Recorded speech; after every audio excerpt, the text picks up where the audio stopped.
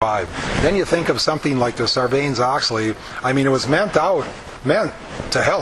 And it really was a direct result of Enron, right? It was a direct result of Enron, and it exaggerated and exacerbated the situation and caused a lot of problems.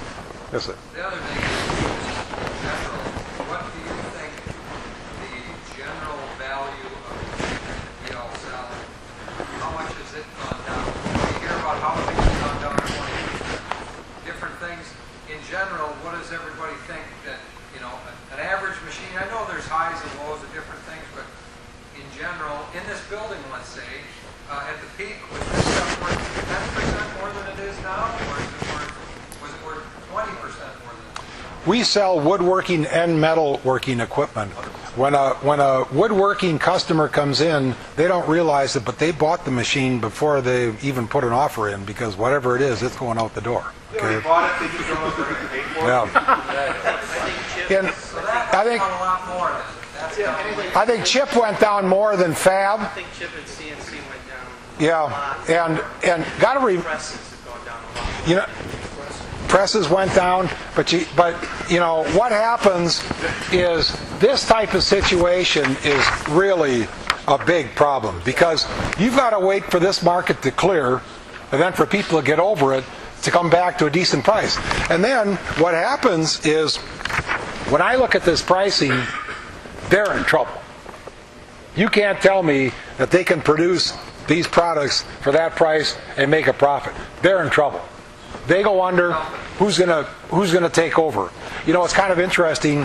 A couple weeks ago, Mori Seiki bought 5% of DMG, and DMG bought 5% of Mori Seiki. What's happening here? Somebody's propping up somebody else here, but That's on the list. yeah. Which has been depending on the brand, has been a floating number. It hasn't been a real number anyway for a couple of years. I think the main thing is that we have to be optimistic, and I put this presentation together to kind of all of us talk cooperatively about it is going to get better. We're not in, By the way, if you look in the lower left-hand corner of this, Arthur Machinery, bankrupt. Did they go into bankruptcy? I was told yes, they're no longer the HFO in Illinois. There's a bunch of people lining up to try and get that. I would receive a call. Arthur supposedly bought a bunch of Doosan's. Go to the website. Models came out. We were quoting against it with some used Princeton's. In fact, we were quoting one of your machines too. We were against Arthur bought Princeton new machines for like 25 cents on the dollar. They were selling them for 50 cents on the dollar. It so happened, if the deal would have gone through, they'd have gotten the deal. But yeah, Arthur, it's been rumored the last couple of months we're in very serious trouble. But this Doosan thing, Doosan bought Daewoo because Daewoo went bankrupt, and now you've got Doosan that. Is that what it was? I thought they just changed the name. Seriously. Oh no, they bought them because they went There's bankrupt. kind of an argument if we went bankrupt in that one. Yeah. Government, wasn't it involved in that? Ted, I don't honestly know. Go ahead, Craig. Do you think the RTC would have been a better, if they would have resurrected the RTC to liquidate these toxic assets instead of giving the money out? Well, I think I'm not so sure that they had many choices. Okay, and I think what happened is in September of last year, it got so drastic.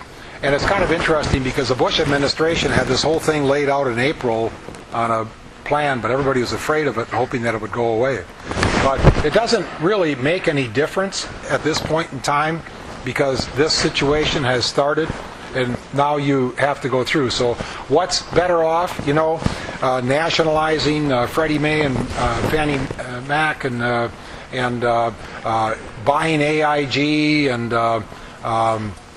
What it did do is, if you take a look, again, the stock market is a harbinger of what things are going. The financial institutions and the financial people have liked it, so it's gone up. But it's an irreversible process now. What probably should have happened is they liquidated, they bailed out Bear Stearns, and then they let Lehman fail. when they let Lehman fail, they didn't realize how many derivatives they had, and that was a terrible mistake. Then after Lehman failed, that's when they came in with the 700 and the 800 billion, and these executive bonuses that were paid out. Those were already in the contract when this situation was signed. So they're supposed to get the money back, but what they've started now is they've kind of opened Pandora's box. And by the way, this is uncharted territory. Nobody's ever been there before. Ben Bernanke is the world's expert on depressions. And Ben Bernanke is called in Washington, D.C., nicknamed Helicopter Ben, because he was asked before he took the job, is if you really got in trouble, what would you do? And he said, go up in a helicopter, throw money. And to some extent,